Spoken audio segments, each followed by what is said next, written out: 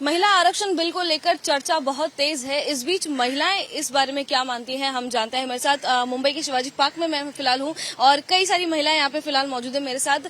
शोभा जी, पहले आपसे जानते हैं, महिला आरक्षण बिल 33% जो सीट्स हैं अब रिजर्व होंगी लोकसभा में और विधानसभाओं में, इसे आप किस तरह से देखते हैं? It's a big victory for women and naturally I applaud it.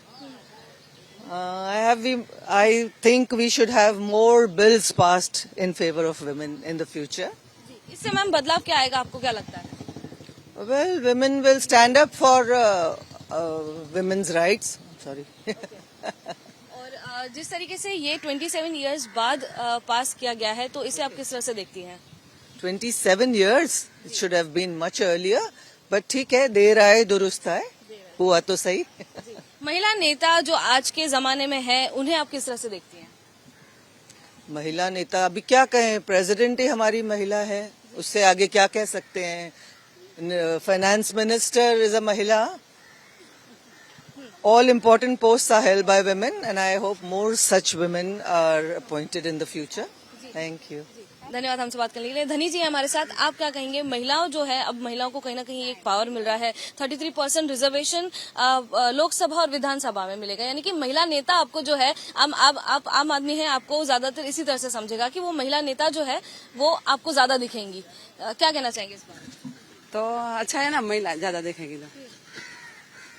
But महिला सब कुछ कर सकती है, इस बार में क्या कहना चाहेंगे महिलाओं को? है ना, हाँ, महिला भी सब कुछ कर सकती है।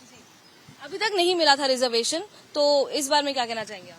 नहीं, वो तो हमें नहीं, अभी तक नहीं मिला था। अभी मिलेगा ना, तो अभी लड़ेगा तो मिलेगा। मेरे साथ शोभा जी भी है जो कि यहाँ पे सब्जी बेच रही है।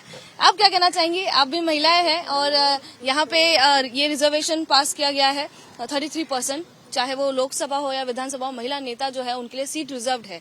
किस तरह से देखते हैं ऐसा उनकी खुशी चेहरे पे बता रही है, स्माइल कर रही है, तो मतलब खुश है। हाँ, खुशी। बदलाव क्या आएगा, लगता क्या है आपको? बोलो, हमारे फेवर में चीजें होंगी बहुत सारी जो नहीं हुई थी इन द पास्ट, अब होने का वो अब होना संभव है। ये आपको लगता है कि अब पहले कदम उठा देना चाहिए था और अब? सब कुछ अपने टाइम पे होता है, सो जब हुआ सही है, होना चाहिए, बट ठीक है, अभी भी अच्छा ही है, बहुत अच्छा है। और 33% इस आंकड़े को आप किस तरह से देखती हैं? क्या ये सही है या और ज्यादा होना चाहिए? It's fine, 33%।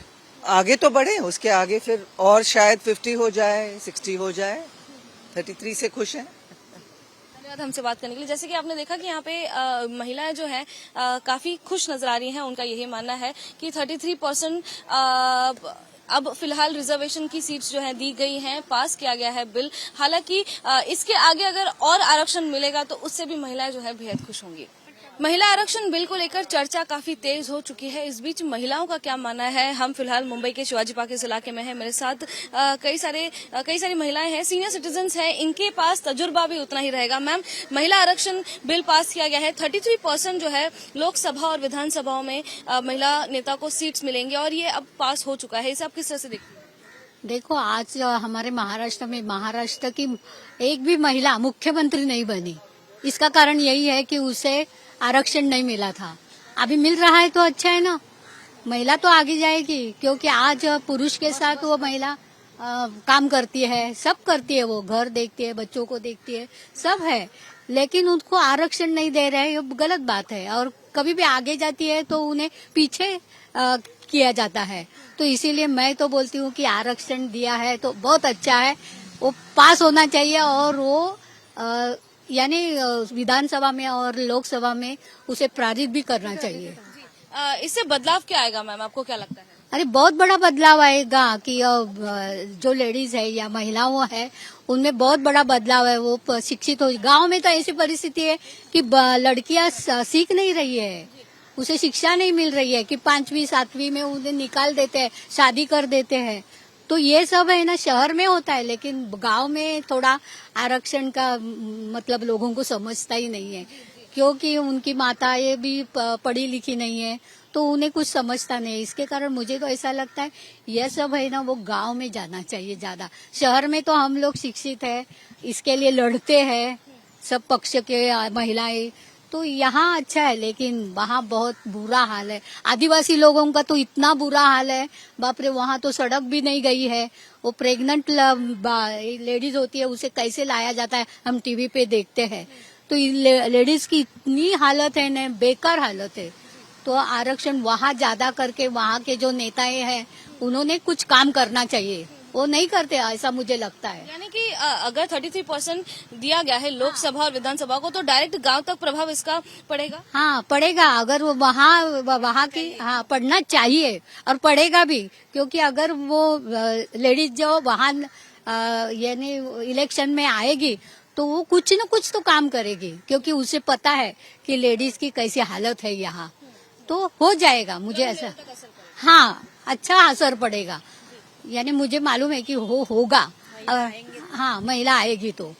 कुछ और महिला है हमारे साथ यहाँ पे। शोभा जी, क्या बताना चाहेंगे?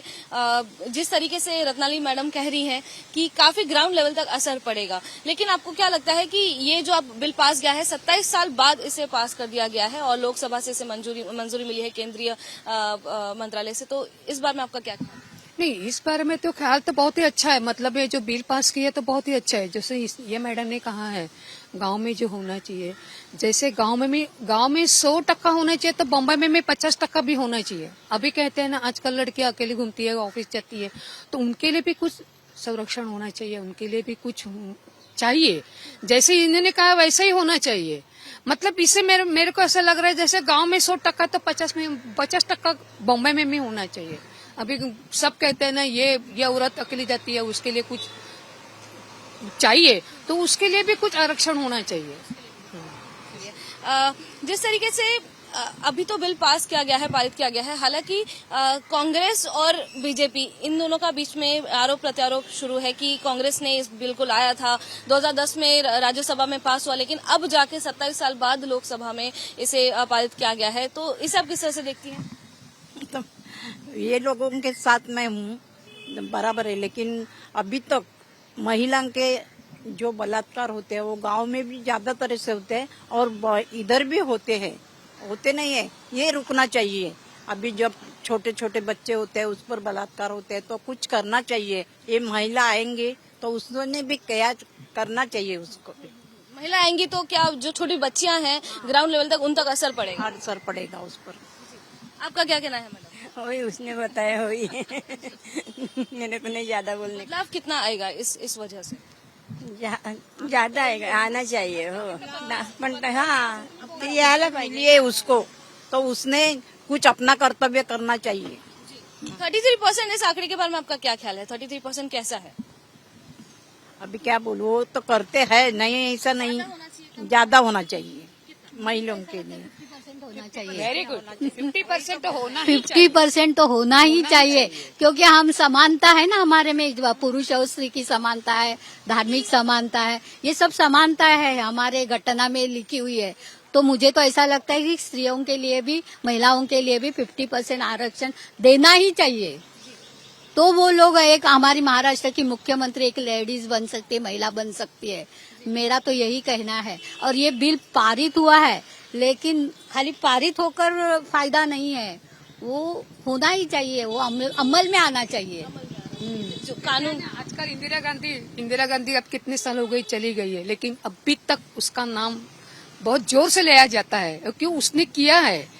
इंदिरा गांधी ने जो किया है वैसे किसी ने अभी तक किया नहीं है। वो लेडीज आने के बाद वो ऐसे एक लेडीज होनी चाहिए कि जैसे इंदिरा गांधी का नाम अभी तक फेमस है, मतलब बहुत बड़े है, ऐसा वो अभी जो लेडीज है तो उसका भी नाम होना चाहिए। बस इतनी, पुलिस में दबाव में नहीं, जो उसके दिल से जो वो काम करेगी। इंदिरा गांधी ने जो दिल से काम किया है, उसने अभी वो जो लेडीज है वो दिल से काम करेगी ना, वही वो फेमस होगी, वही ऊपर जाएगी। एक आखिरी सवाल रत्ना जी आपसे पूछ सकती हूँ, आजकल की जो महिला है, आज की महिला नेता है, वो कैसी है? काबिल है?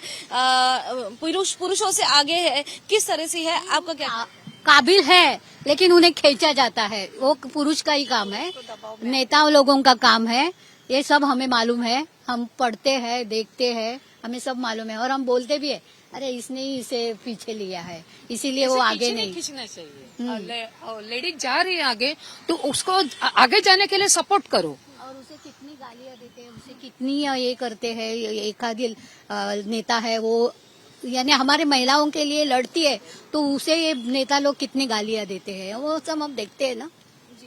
धन्यवाद हमसे बात करने के लिए। यहाँ पर जो एक्सपीरियंस है वो बोल रहा है, जहाँ पे रत्नाली जी हमारे साथ हैं, उन्होंने कहा कि महाराष्ट्र के पूरे इतिहास में एक भी महिला मुख्यमंत्री जो है अब तक नहीं बनी है और इसी कारण से महिला मुख्यमंत्री बन सकती है अगर आरक्षण मिलता है विधानसभा में और लोकसभा में, क्योंकि कहीं ना कहीं महिलाओं को एक एनकरेजमेंट मिलेगा, एक मोटिवेशन मिलेगा और ये जो बात है ग्राउंड लेवल तक भी पहुंच सकती है। जो छोटी बच्चियां हैं वो भी प्रेरित हो सकती है।